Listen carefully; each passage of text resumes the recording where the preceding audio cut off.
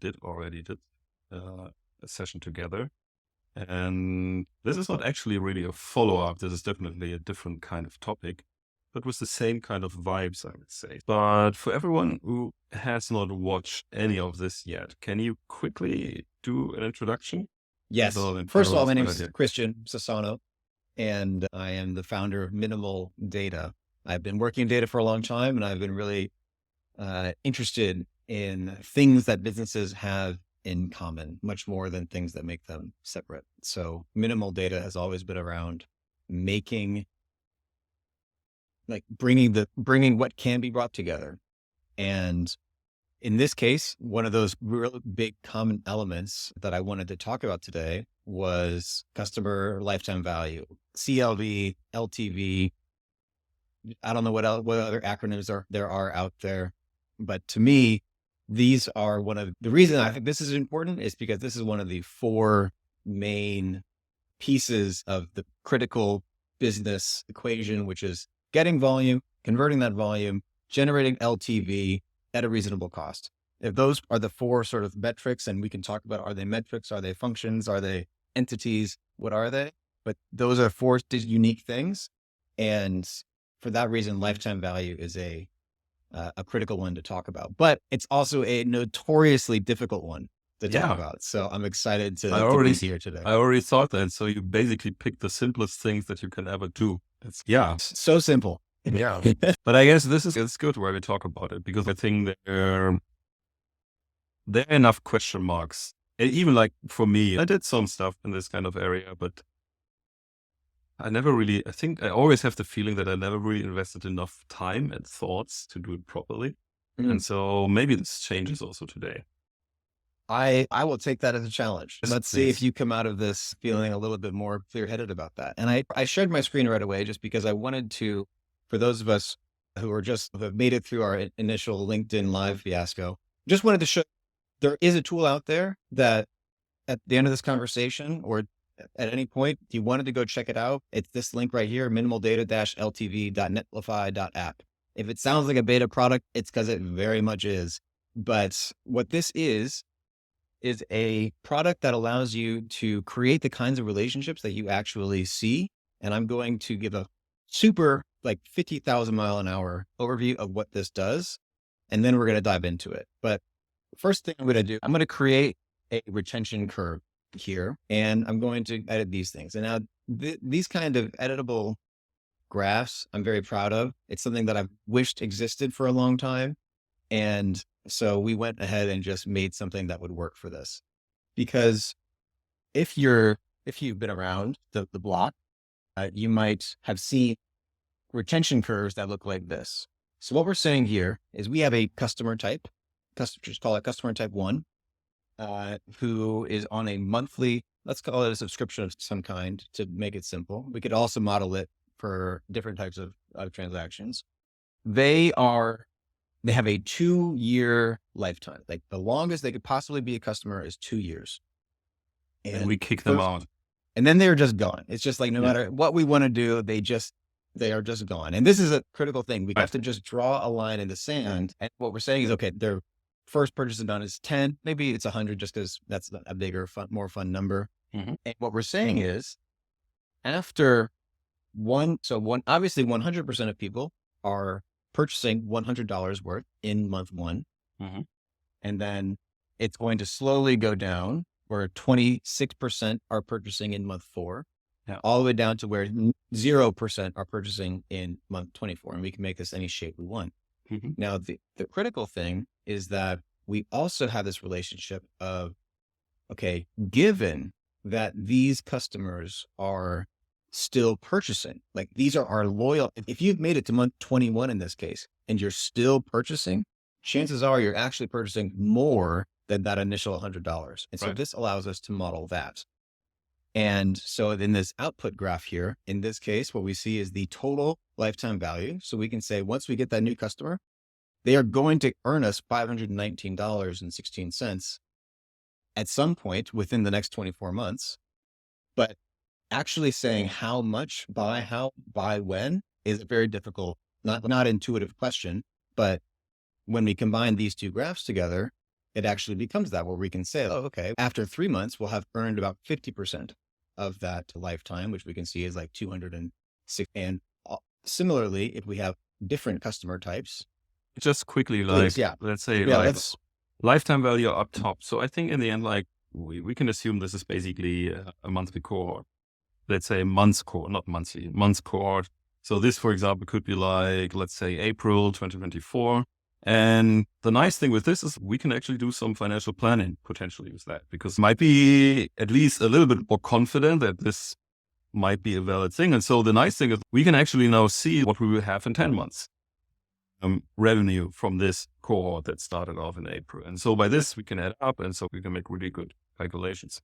And business plan. exactly. And it's important that you bring that up. And I think what you're alluding to, and this is what I actually think that most of the value comes from LTV, is its ability to be useful in the planning process. If you want to create what I would consider like the gold standard of financial planning, is like the more you go bottom up, the more you can actually work from your inputs and work up from there and be very clear about the assumptions that you're making, the easier it'll be to understand and defend your final output, as opposed to just saying, for example, oh, we're just going to triple our revenue this year and triple it again and then double it just by working from the revenue alone, as opposed to actually building from the bottom up. But what we find, what I found at least, is that it is a very difficult thing that breaks Excel. It just breaks Excel, because what you end up having to do is you have for every customer cohort, you've got a percentage of that lifetime that it's progressing through. So you need to create data for every cohort, and that becomes this enormous matrix that crashes Excel. So and so what you end up having to do is take shortcuts. But in this case, yeah, like having the time to lifetime value is the key to actually creating a plan. Yeah. And I think this is the interesting thing. What often comes up is like how you basically bring finance and all the other departments together. Let's say product, growth, and so on. Usually like work. It always feels like they work on two different kind of planets, and they don't really match. I mean, in the end, like of course, like the work that they do, let's say in growth and product and so on, at some point we will see the output in our financials and revenue and profit, whatever. But there's often like a link missing. And I think this is like the interesting first step that you can create to bridge that, to see that you're impacting this. I think that it is a good goal for any organization, especially a tech company or something with some maybe less than 100 people, for everybody in the organization to have an understanding of the plan and how these things are actually intended to come together. And maybe this is a good, because I really wanted to just do some whiteboarding here before and then we can come back to that planner. But I wanted to use this as an opportunity I mentioned these 4 things, and this is just my favorite. You have been a big part of this, but like people are calling them metric trees, but this is my favorite metric tree. I've got profits, which is equal to revenue minus cost. And I don't hold me like, okay, is it EBIT? Is it whatever? We're trying to be super that's totally simple fine. here. I'm quite impressed how fast you can write, and I can still read it. So this is okay. Good. Let me know if my handwriting is falls off. If I would try, this would look worse. All right. So then we've got customers and revenue per customer. And in this case, this is just a fun thing. It's actually this. We learned in grade school how to multiply fractions. It's just like we want to keep these things mathematically consistent. So that's what's happening here. And so this revenue per customer is another way of talking about lifetime value. So this is really the main one we're going to talk about. But I do actually, and let's just actually pause there. So we could bring it on down to leads and customers per lead, which is conversion. but let's just come back to that later. But I wanted to try to make this a little bit more real for you, Timo. Are you ready for it to get real? Yeah. Okay. It sounds a bit scary. So yeah. No. Okay. So let's just say that I came to you and I offered you like a golden business plan. Okay. Okay. Yeah, that sounds nice. So I And would it's a not bit, trust you naturally because like I'm a very skeptical person, but go ahead. well, of course, and I want you to lean into that skepticism, but let's talk about it. So in this business plan, I can guarantee that you will get, let's say, one new customer every day. Okay. It's a pretty good deal so far, right? Sounds good. Hence how much they bring, but yeah. Okay. So far, so all right. What would an exciting lifetime value be for these customers for you? What would it be enough to pique your interest? Let's say 1,000. 1,000. All right. So each of them are worth $1,000.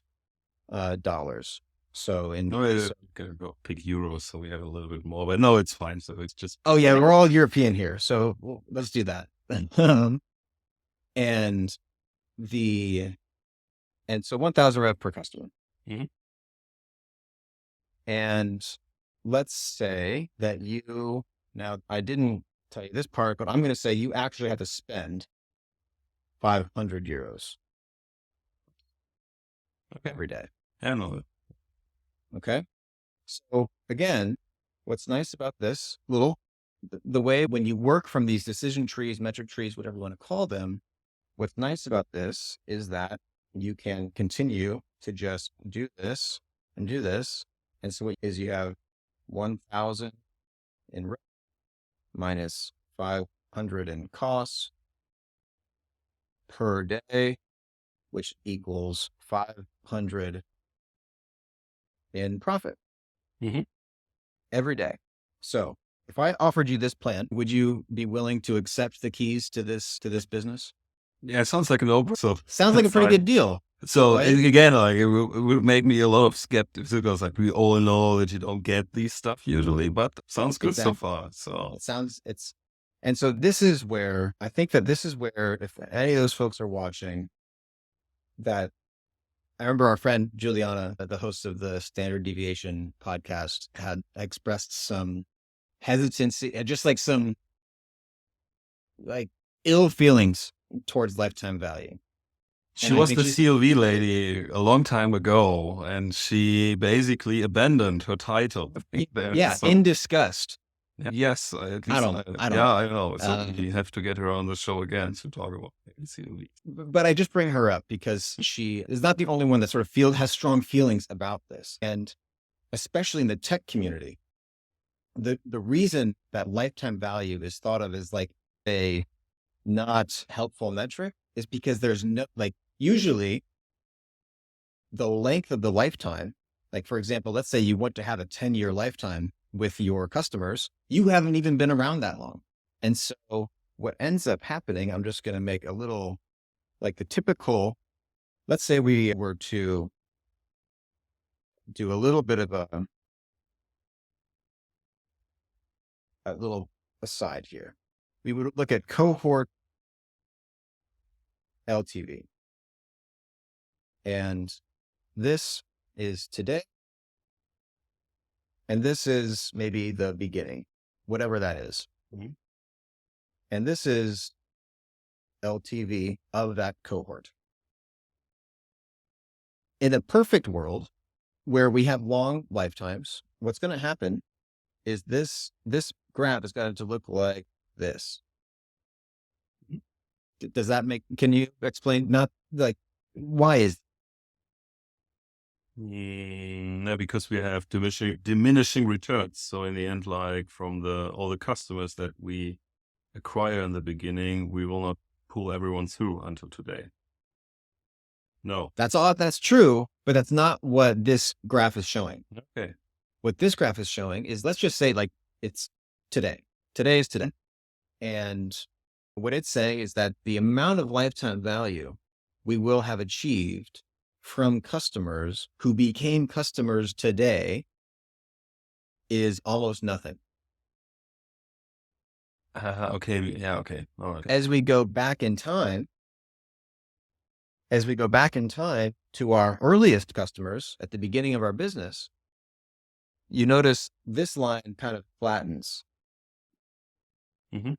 And that line is going to be like the total Totally LTV. Yeah. Okay. Because at this point, they have actually reached the full customer lifetime. They've actually maybe been around for 10 years, or maybe they're so close to it that they only have 2 or 3% remaining. And then they're basically changing the LTV every month. They stick. So in the end, of course, like it goes high.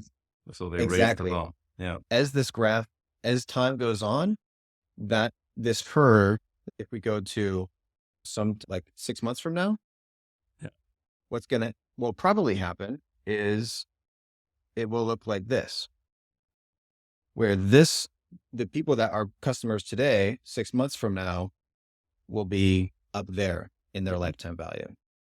And now I'm looking at my writing. It was started off so well, and we're getting through it. I think it's still exact. Okay. But this idea is when we are faced with trying to look at cohort LTV, we are struck with these curves that look like they're falling off the end of the cliff. So if we wanted to look at this graph to understand what LTV is, we would have to look way back in time. And the truth is that in all likelihood, this graph actually looks something like this. It's all over the place when we actually think about it like that. So being able to but all that being said, hope is not lost. Let's just, but I just want to throw out there that these are some of the issues that you will deal with when trying to deal with lifetime value. But let's come back to our beautiful, just easy 500 euros of profit every day for Timo. Let me ask you this. So in this business, how much are you going to, let's say I gave you the keys today, you start tomorrow. How much are you going to spend tomorrow? Since I'm a very conservative person, I would maybe try with 100 to 200. You can't. Increase. It's just, you got to spend 500. See, this is the rules. You're spending kind of rules. So well, I make the rules. So hey, I gave you the business. True. Yeah, that's true. Okay. But I'm saying I'm going to give you a customer. So you're going to get one customer on your first day, and you're going to spend 500. So that part of the equation we have. So we have. I thought your question was like how much more I'm willing to spend. Okay. Yeah, it's just you have to. Yeah, you spend 500. So we have on day one, we have one customer and 500 cost, and how much revenue? We have 1,000 customer lifetime value, so it depends on what we are basing this on. So if it's 24, so we have 1,000 customer lifetime value, right? And that's the thing. It tells us nothing about what we get, what we're going to get on that particular day, because really, the 500 definitely starts to feel really scary now. The 500 starts to feel far away, right? Yeah. And another way that you could think about this is maybe if I were to say, hey, I'm going to give you this business, I can guarantee that this business is going to follow this model. But if you don't have any money to start with, and the only rules are that you cannot go broke before you succeed. And so if you were to ask like, how much money do you need to borrow to ensure that, you would have no way of knowing how much money you actually needed. And so what this $500 profit per day actually is, and I'm sorry, I'm like looking over here. So what this €500 profit per day really is, if this is profit, and this is 500, terrible. That's all right. Here it is not necessary. It is not the same thing to say it is how much money we're going to make every day. It is on how much money we could possibly make. Right. So it is saying you will never make more Never.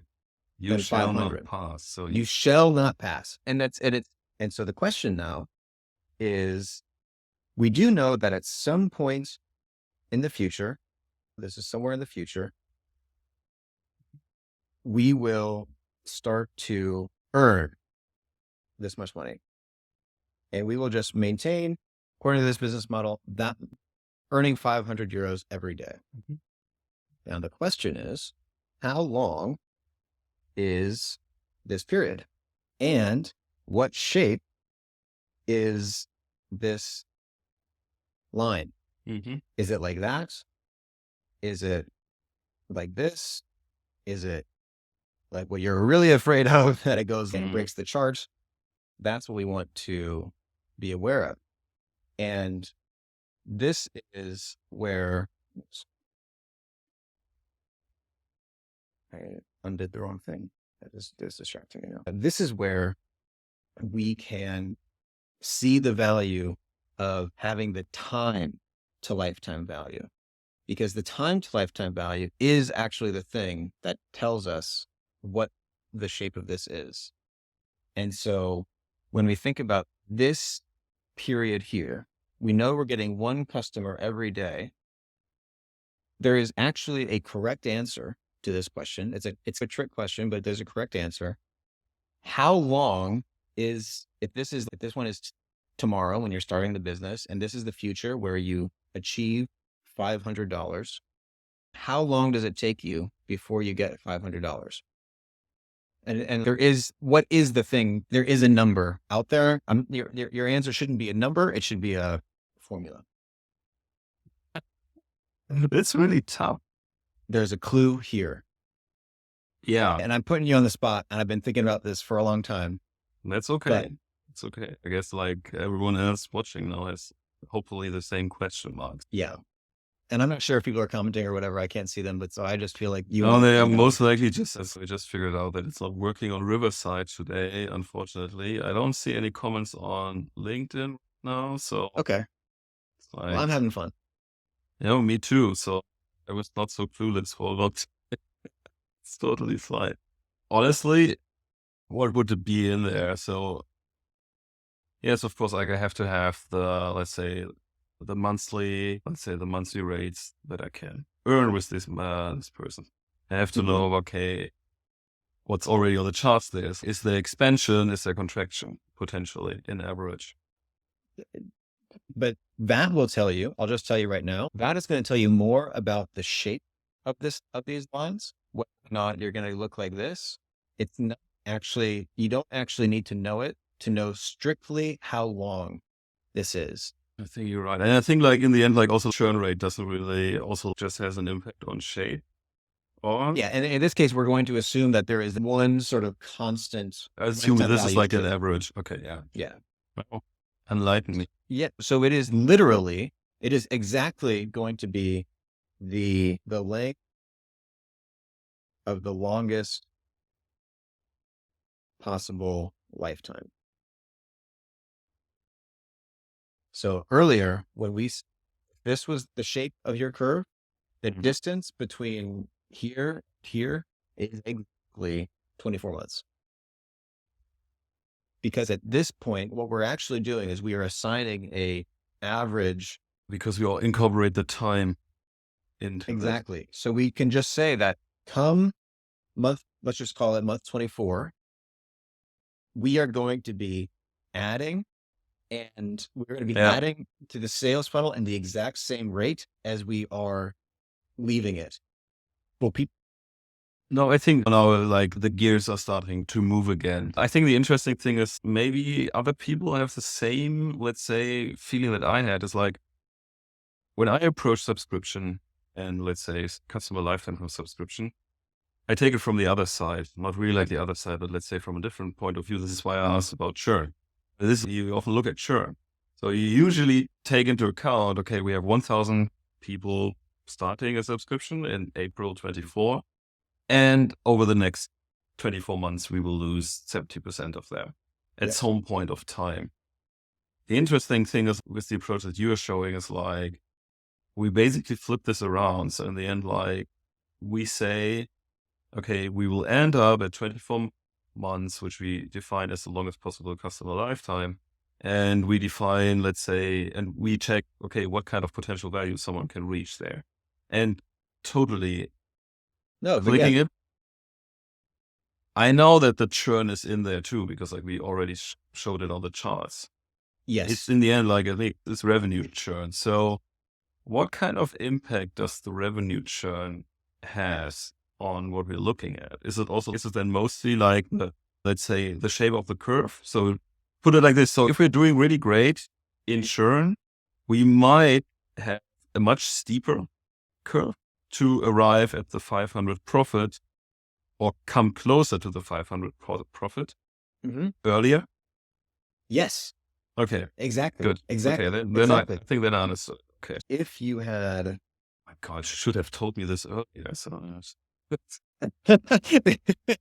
but this is perfect because I think it is a different way of approaching it. We're taking it from a different direction.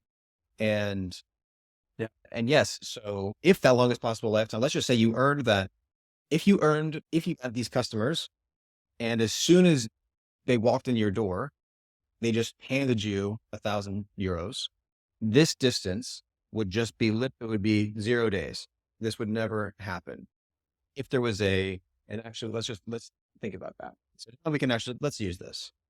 So, and we're not even going to necessarily worry about, oh, come on. Oh wait, no, this is right. I can do this. Thank you, Jonas. Okay. Oh yeah, let's actually just get it down. All right. So here's an example of it being $500 of what that customer lifetime might look like. What it's saying is that, okay, here is a 24-month lifetime, but you can see after month 20, you're practically there. After month 17, you're practically there. But for you to actually reach that asymptote, you have to wait all the way there.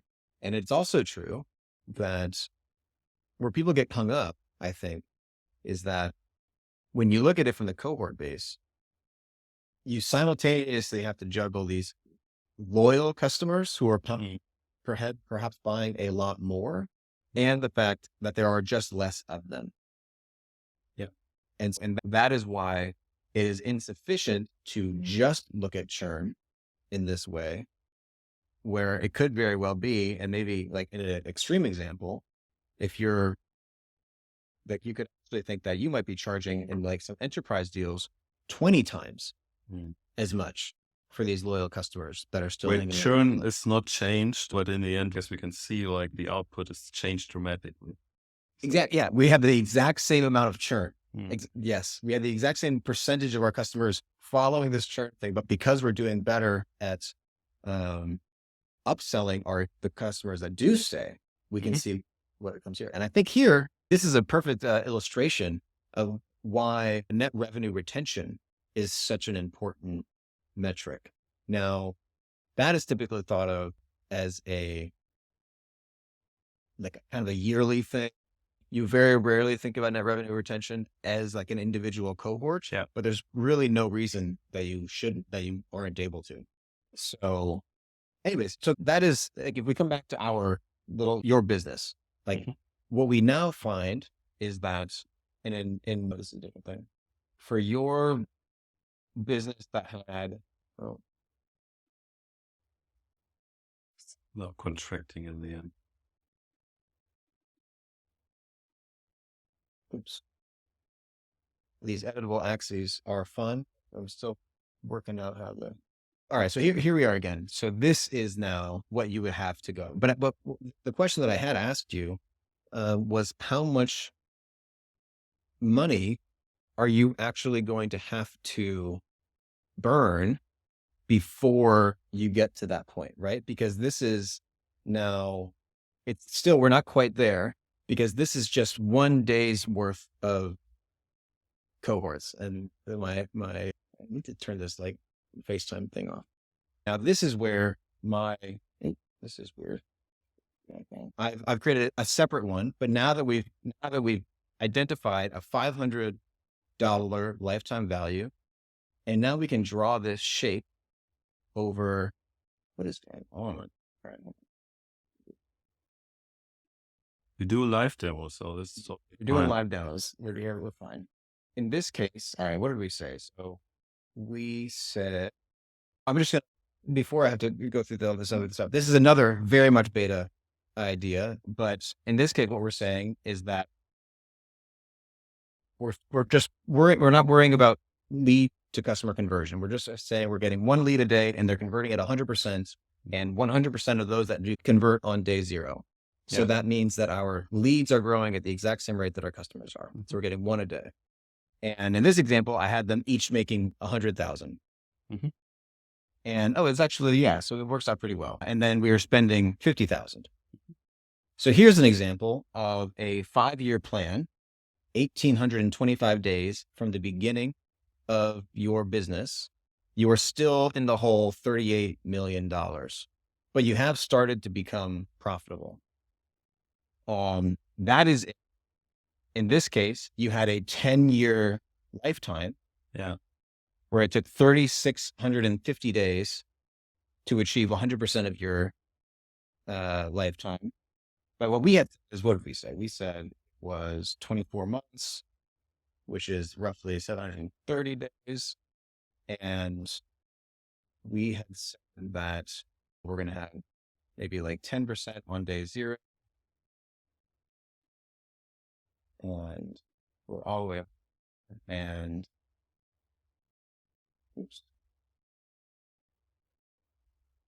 and 50% after month 3, 75% after 9. And pardon the nice. Love,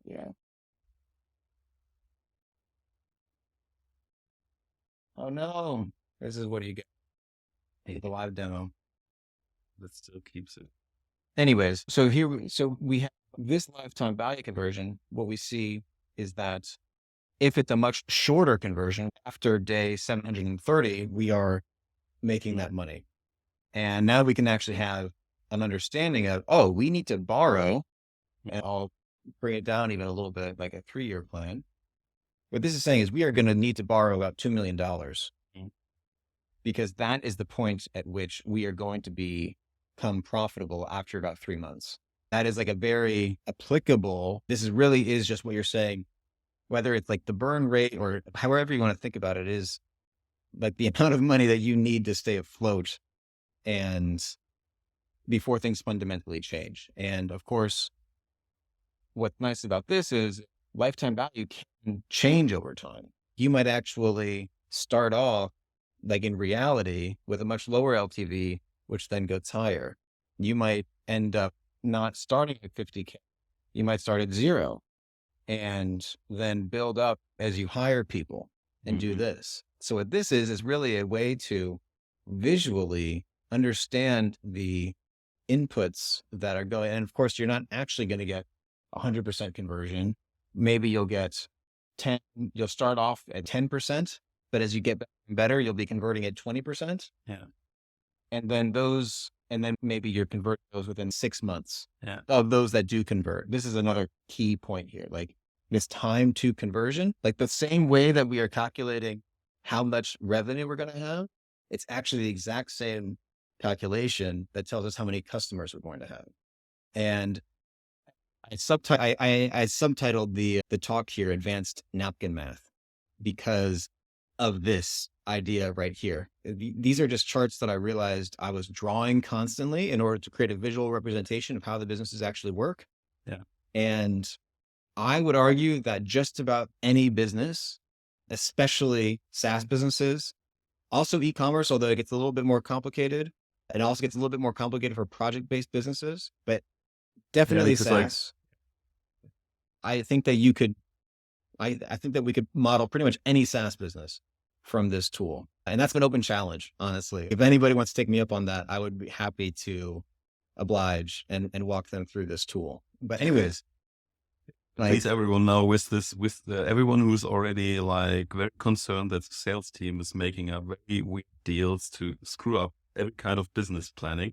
This is a good test. So that's exactly right.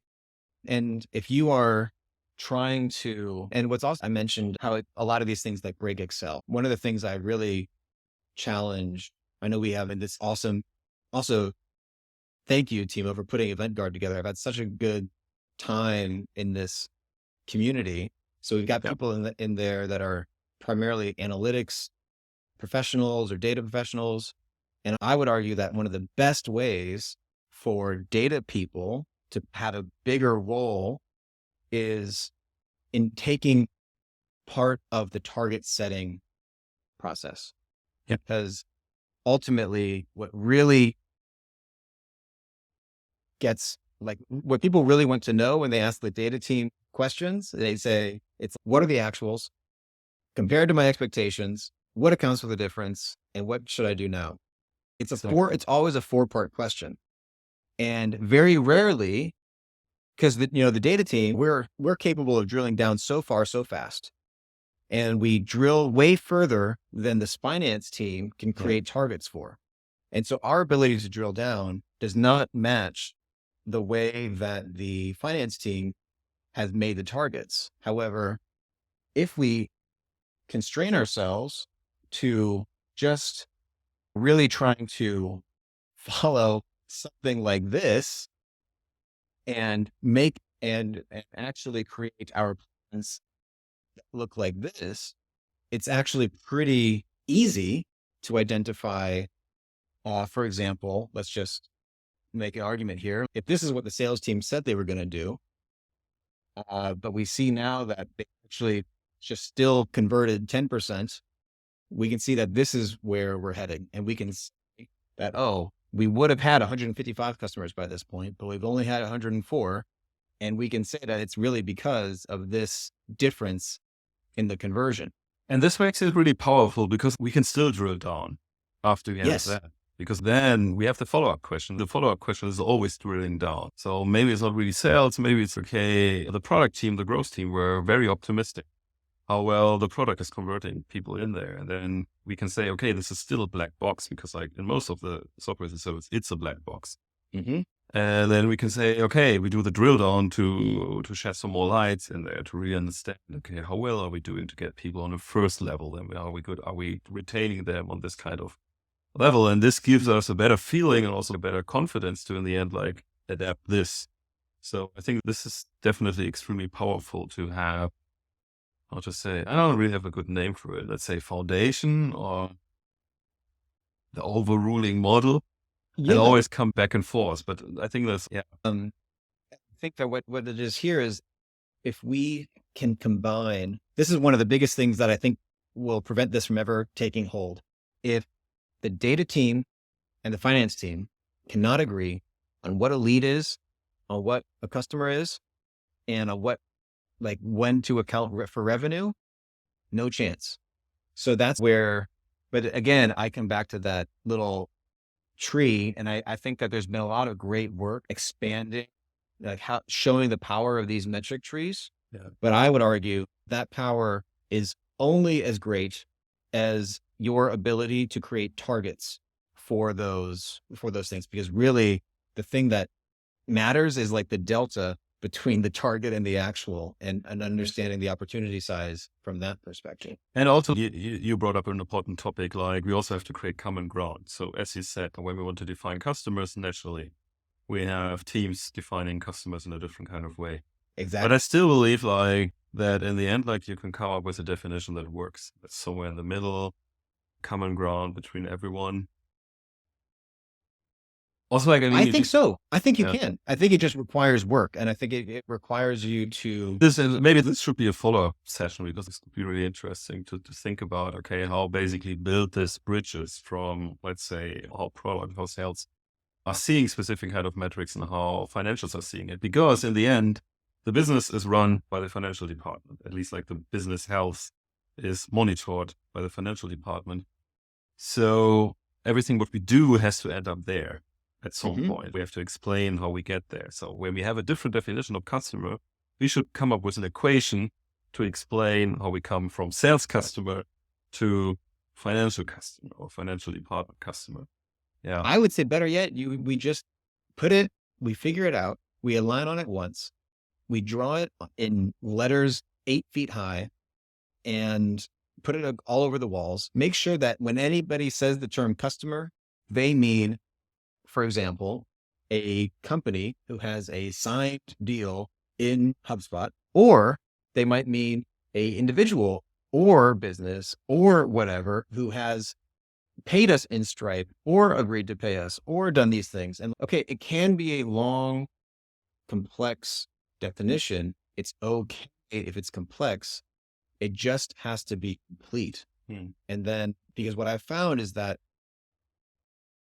as the data team who is in the best situation to be providing the kind of strategic direction to the business, you lose credibility so quickly when you say a number that the executive doesn't agree with. Whereas if you say one of these basic numbers, like, hey, we got 500 customers last month, and that director is like, no, we got 300. I don't know what you're talking about. Like instant credibility lost. Right. And it takes so much time to build that back. And so what I'm saying is here, it's like moving down this tree. These are the things in order of importance that you should be aligning on. And this is also why I said, like, you have to come close to, let's say, what financial is already reporting, what BI is reporting. Because, like, I mean, in the end, as you said, like, when you start to report something different that people were used to for the last 12 months, you have to have a good explanation why you're doing this. I mean, there are sometimes reasons. The stuff that is there might be totally ridiculous. Yeah. So, and that's the worst part, when you find that it's like your definition is actually more correct, but it's been communicated too many times that it's something else. And we just got to stick with this other definition, even though it's wrong. That's a really terrible place to be in. At that point, people lose motivation because then they know that they're not. Yeah. Like that happens. It happens. Yeah. It can happen in the worst cases. Like you report something to partners and you basically build a business on top of that. And then you come around and say, actually, what we did the last 24 months was not really right. But let's put it like this, you're in good company. Facebook did it, YouTube did it. There was some company who were correcting on some of their core metrics. Yeah. They figured out. Good. Yeah. No, but it's excellent. We already moved on to almost like the next kind of topic. But and I also, really quickly, I wanted to just cover a couple of questions that came up in that Event Guard Slack thread. Yes. So one of the things that was asking about was like, how does time play a role? And so the first thing that I would say is when we, like this app here, the thing that we can think about is, okay, what is changing? Is the fundamental customer type changing, or is just like the first purchase amount going to change? And so if, for example, if we change this to 500, everything else can stay the same. The time to lifetime value can remain completely unchanged. Right. It's just that this value has changed. And so what that would look like is this kind of shift where this time to lifetime value curve is remaining unchanged, but we're doing a price change. Perhaps there's all sorts of things that could be happening. Now, the other thing is sometimes it will change. And that's where, in this case, what I'm saying here is that, okay, let's just on day 500, we are going to do something fundamentally different. And we're like, and all of a sudden we're going to go from a 2-year sales funnel to a 1-year sale. Like a 1-year sales funnel. Now, the customers that come in on this period are going to follow a different curve than later. But I actually think that, again, LTV, lifetime value, is primarily a planning tool. Exactly. And we have to just have an expectation of what it is in the past. What it's going to be in the future. If you rely too much on trying to say exactly what it's going to be in the future from what happened in the past, you're going to screw up because. And I would extend it. It's a planning, it's a feedback tool. It's like in the end, like we plan it and we say, okay, this is where we go and this is how we go. And so let's say we plan campaigns on that. We maybe invest into initiatives. Of course, like it's super helpful if we revisit this every, let's say 2 months or maybe every month to really see, okay, are our assumptions right? Are we on the same trajectory? or do we have to correct? And I think this makes it so powerful. So in the end, like that, and as you see these things building out, you can literally in one click again say, oh, okay, nope, we're actually a little bit different. And then the other one really quickly was just how, if we have different customer types, being able to just take a weighted average. If 80% of our customers are this type, and probably more likely 20% of our customers are this type, and 80% are of this type, then okay, collectively our lifetime value is not this plus this, right? It's like the weighted average of these two, and that's how long it's actually going to be. So that's the way that you can create one sort of weighted average understanding of what your lifetime value is and your time to lifetime value, which you could put in a situation like this.